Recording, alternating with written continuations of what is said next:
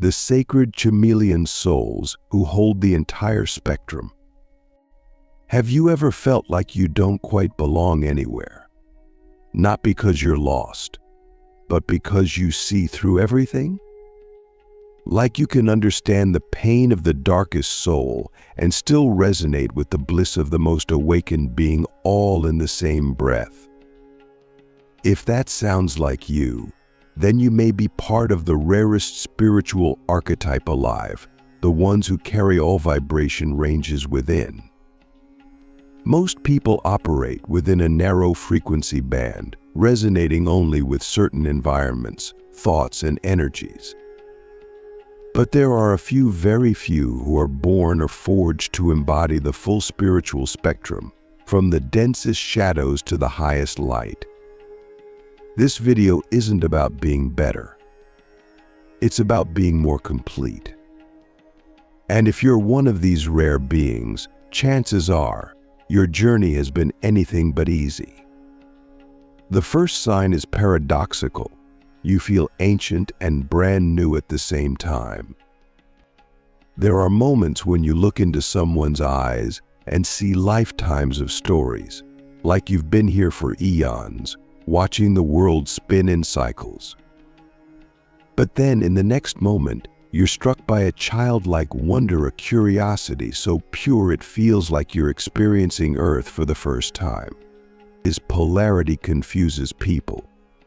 They don't know whether to treat you like an old soul or a naive dreamer. But that's the point. You're not here to fit a label. You're here to embody both. You carry the memory of cosmic wisdom and the innocence of divine birth.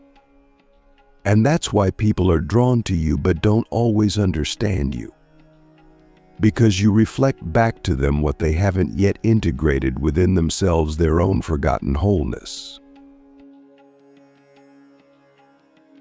Click subscribe to this channel to get more profound spiritual lessons. The second sign is emotional multiplicity. You don't just feel emotions, you channel them. You can be in a room and pick up on sadness that no one is speaking about. You can laugh freely one moment and be overwhelmed by grief the next, without any external trigger. This isn't mood swings. This is your nervous system being attuned to the full vibrational palette of human experience. You are not just empathic, you're a mirror of the collective. And that's why your emotions can feel overwhelming. You're processing more than just your own story. You're carrying fragments of many lives, many timelines, many frequencies. The challenge is learning to discern what's yours and what's not, without shutting any of it down. Because your gift is not just to feel, it's to transmute, to take dense emotions and alchemize them into wisdom. The third sign is that you attract extremes. People either love you or fear you. They're either magnetized or repelled. There's rarely a neutral reaction. That's because your frequency doesn't sit at one end of the spectrum. It shifts depending on who or what you're interacting with. You can speak to a CEO and a homeless person in the same day and fully see both of them. You don't just adapt, you merge without losing yourself. This makes you a bridge, a translator of realities. But it also means you can't fake resonance. You feel immediately when something is off, even if the surface looks perfect. You can walk into a spiritual event and sense the hidden ego behind the smiles. You can sit with someone in darkness and still hold the light. That dual vision is rare and it's sacred. But it can also be isolating, because few can meet you on every level. The fourth sign is that you've lived many lifetimes within this lifetime. Your path hasn't been linear. It's been cyclical, spiral, unpredictable. You may have gone from poverty to wealth, from fame to anonymity, from religious devotion to atheist rebellion, and back again, not because you're confused, but because you're collecting data. Each chapter of your life initiates you into a new frequency. And you don't just learn it intellectually, you embody it. You live it. You become it. That's why you can speak with conviction about things most people haven't even touched. And that's also why people sometimes accuse you of inconsistency. But they don't realize you're not inconsistent. You're inclusive. You don't limit yourself to one identity because your soul isn't here to play one note. It's here to be an entire symphony. The fifth sign is that you are both a healer and a trigger. People come to you for comfort, for truth, for guidance, and yet, sometimes your very presence makes them uncomfortable. Why? Because carrying all vibration ranges means you reflect everything, not just what's pretty or enlightened. You reflect their wounds, their shadows, their forgotten dreams. And you do it unintentionally. You simply are the mirror. Sometimes people will project onto you. They'll try to label you as too intense, too emotional, or too much. But what they're really saying is, you show me parts of myself I'm not ready to face. This is not your burden to carry, but it is your responsibility to understand. Because once you know the power of your presence, you can wield it with compassion instead of confusion. You're not here to be liked. You're here to awaken.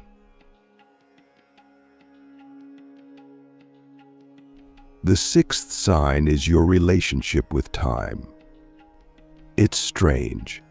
You sense events before they happen. You feel nostalgia for moments you've never lived. You get déjà vu constantly. You might even dream things that later unfold in the real world. That's because your soul doesn't operate in linear time. You exist across timelines. And because you carry all vibration ranges, you can tune into different timelines by shifting your emotional frequency. This ability is both a gift and a responsibility. Because when you're not grounded, it can feel like you're floating, like you're not fully here. But when you are grounded, you can literally bend time with your intention. You can accelerate healing, collapse karmic cycles, and anchor new realities not just for yourself, but for those around you. The question is, do you trust your inner timelines more than the outer clock? The seventh and final sign in this first part is that you felt both the deepest despair and the highest bliss and survived both. Most people live in a narrow emotional corridor. But you've touched the bottom. You've tasted the void. You've had moments where you didn't know if you'd make it. But somehow you did. And then, at other times, you've touched something so divine, so luminous, that it didn't even feel real. That's the mark of a soul who carries the full spectrum. You've walked through fire and danced in the stars. And because of that, you don't fear the dark or worship the light. You honor both. You understand that true mastery is not about escaping duality, it's about embracing it, living it, transcending it from the inside out. So if you resonate with these 7 signs, know this: you are not broken. You are not lost. You are rare. You are multidimensional. And your path will never look like anyone else's. Because you weren't born to follow, you were born to weave, to bridge worlds, to walk between dimensions, to hold the full range of human and divine experience within one soul. And that is not just rare, it's revolutionary. The shape-shifting soul, how to transcend all labels and still be fully you. Have you ever wondered why no label ever seems to fit you completely? Why every time you settle into an identity, a belief system, a role, something inside you begins to resist, to squirm, to whisper, "There's more"? That's not a flaw. That's not inconsistency. That's the natural tension of a soul that carries all vibration ranges. You have the heart of a mystic and the mind of a skeptic. You can see the sacred geometry in a leaf and still laugh at your own spiritual ego. You can be deeply devoted to a path and still burn it down the moment it becomes a prison. This isn't instability, it's spiritual elasticity. You're not meant to be pinned down. You're meant to move between worlds, taking only what's true for each season of your becoming.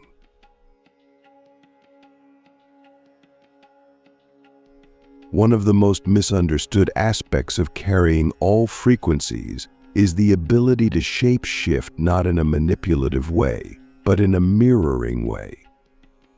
You can sit with someone in grief and become stillness.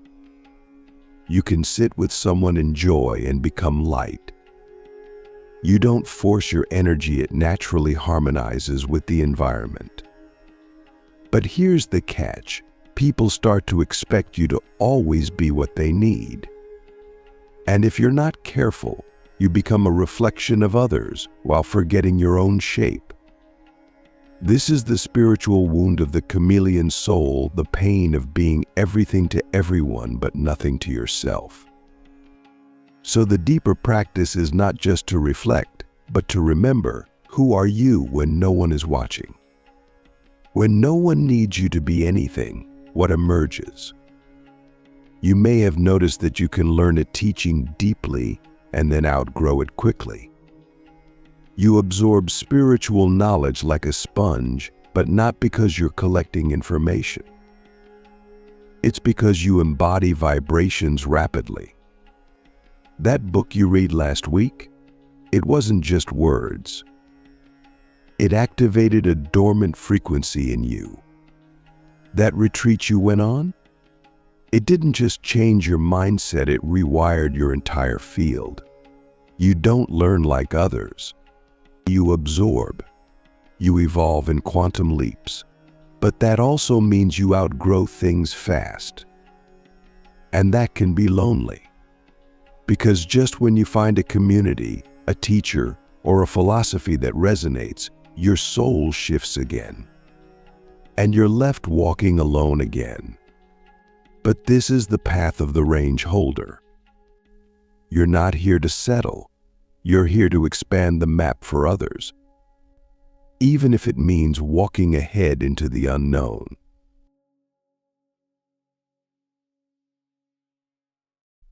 You've probably felt the tension between extremes within yourself. You can feel rage and compassion in the same breath. You can be deeply grounded and wildly cosmic at the same time. And while others try to choose between high vibe and shadow work, you live both, often simultaneously. This duality doesn't split you, it completes you. But it makes you hard to define. People want to categorize you. Are you light worker or shadow walker? Healer or destroyer? Soft or fierce? The truth is, yes. You are all of it. You are the sacred paradox, the living koan. And the only way to honor that is to stop trying to simplify yourself for the comfort of others. You were not born to be digestible. You were born to be transformational. So I ask you, where in your life have you been shrinking your frequency to make others feel safe? Because you carry all vibrations, you also carry all lessons, not just the ones you signed up for.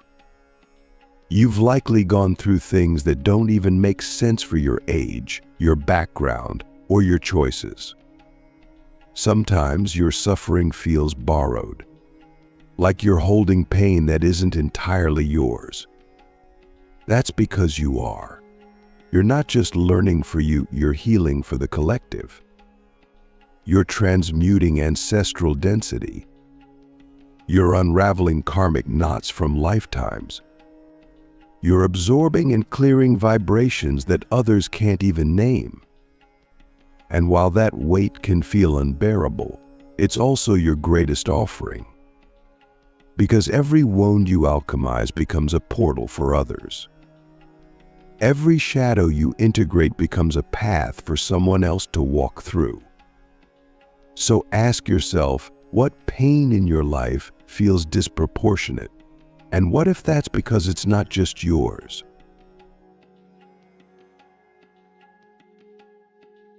Your presence alone shifts energy. You don't even have to speak. You walk into a room and people feel something move. Sometimes they feel inspired, sometimes triggered, sometimes both.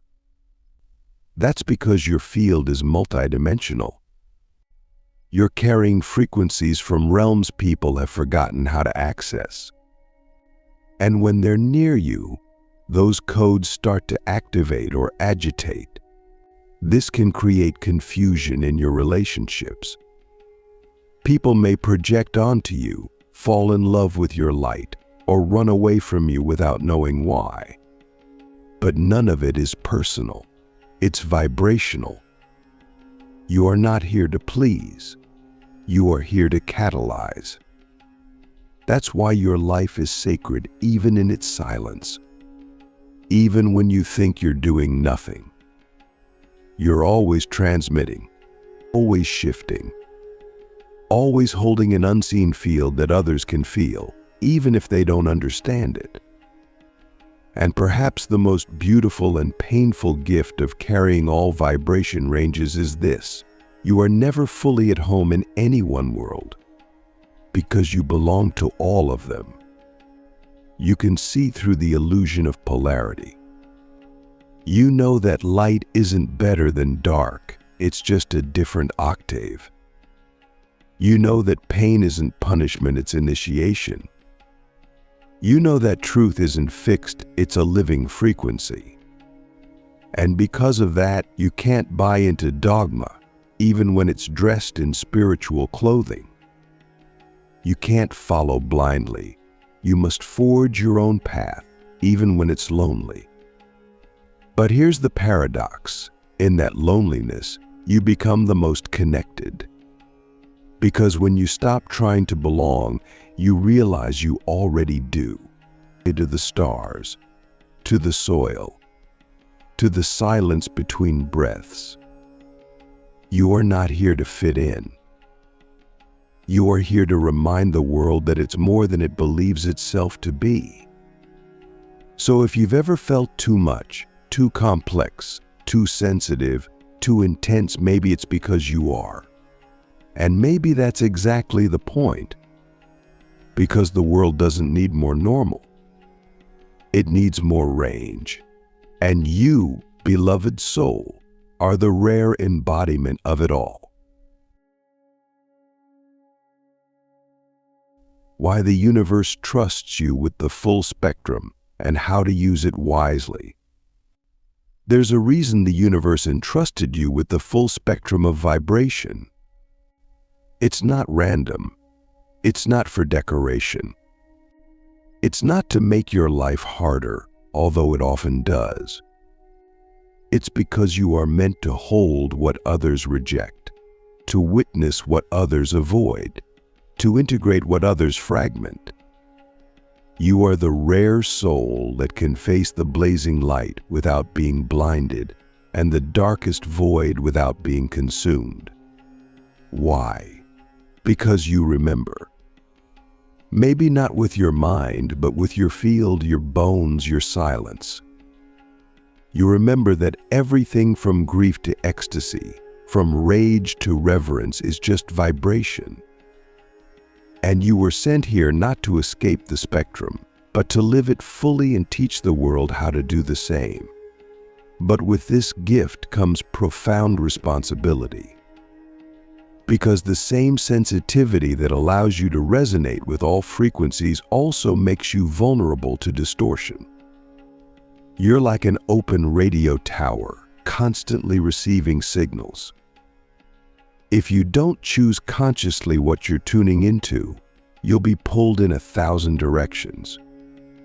You'll feel fragmented, confused, exhausted. This is why grounding is not optional for you, it's sacred necessity. Meditation isn't just a practice, it's a recalibration of your tuning fork. Time in nature isn't luxury, it's energetic maintenance. Silence isn't an escape, it's your original language. You must learn to curate your field with the same devotion others reserve for their minds.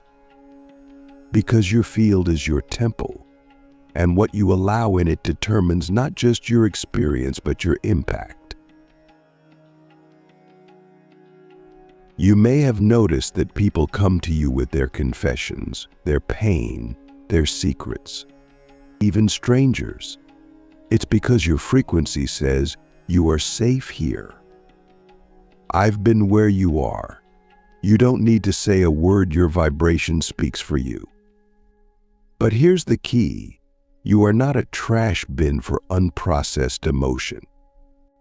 You are not here to carry people's burdens indefinitely. You are here to alchemize, to reflect, to guide them back to themselves. And that means boundaries. Firm, loving, energetic boundaries. Not as walls, but as filters. You can be compassionate and still say no.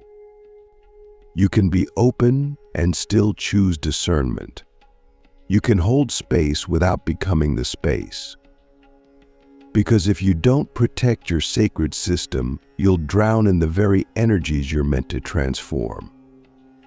Because you carry all vibration ranges, you also have the potential to lead in a way few others can. Not through authority, but through integration. Real leadership isn't about standing above. It's about standing within your pain, your joy, your uncertainty, your clarity, and still choosing to show up. People follow you not because you have all the answers, but because you're honest about the questions. They trust you because you've walked through shadows and didn't pretend they were light. You've cried in sacred spaces and didn't apologize for it. You've owned your rage without letting it destroy you. That's what makes you trustworthy. That's what makes your presence healing. Not perfection, but presence, realness, resonance. So the question isn't, are you ready to lead? The question is, can you love yourself enough to lead from your wholeness, not your wounds? There will be times when your full spectrum nature feels like a curse. When you wish you could just pick a lane and stay there. When you envy those who seem so certain, so consistent, so singular in their path. But that's not your role. You are not here to fit into someone else's map. You are here to draw new maps, ones that include the valleys as well as the peaks. You are here to remind people that the path to wholeness isn't a straight line, it's a spiral dance. Up, down, forward, backward, inward, outward. And through it all, your very existence gives others permission to be all of themselves. Not just the polished parts, not just the high vibe parts, but the messy, raw, real parts too. Because you don't just accept the full spectrum, you embody it. And that embodiment is revolutionary. Your dreams may be vast and nonlinear. You might not even know what you want in the traditional sense. That's because your soul isn't chasing outcomes, it's orchestrating frequencies. You don't dream in goals. You dream in states of being. You crave truth, aliveness, remembering, freedom. And that's why traditional systems often fail you. They want you to define success. You want to feel it. They want you to pick a purpose. You want to live it, moment by moment. That doesn't make you lost, it makes you tuned in. But it also means you have to trust your own navigation system more than anyone else's. And even when it makes no sense. Even when it looks like you're wandering. Because sometimes the most sacred paths are the ones that can't be seen, only felt. And here's the deepest truth. The reason you carry all vibration ranges is because you came here to unify them.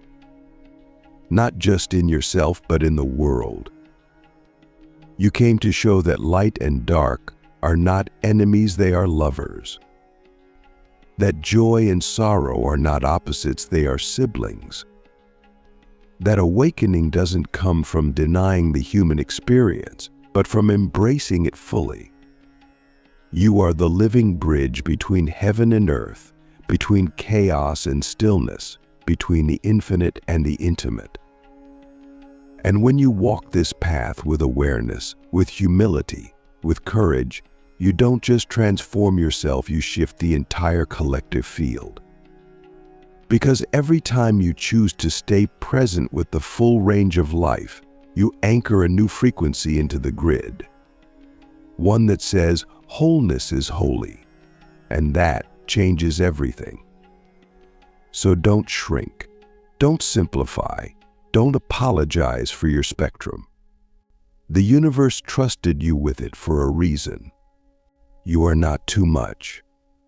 You are exactly what this world forgot it needed. And your time is now. The final activation, living as the full spectrum soul in a fragmented world. There comes a moment in every full spectrum soul's journey when the realization lands like thunder. You were never meant to be understood, you were meant to be felt. You weren't sent here to explain yourself in perfect language, to fit into categories, to be easily labeled or digested. No.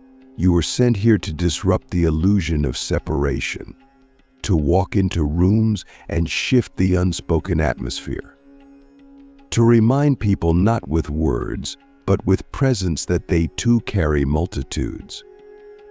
But to live this way in a fragmented world is no easy task. The world loves certainty. It worships clarity. It rewards those who pick a lane and stay in it.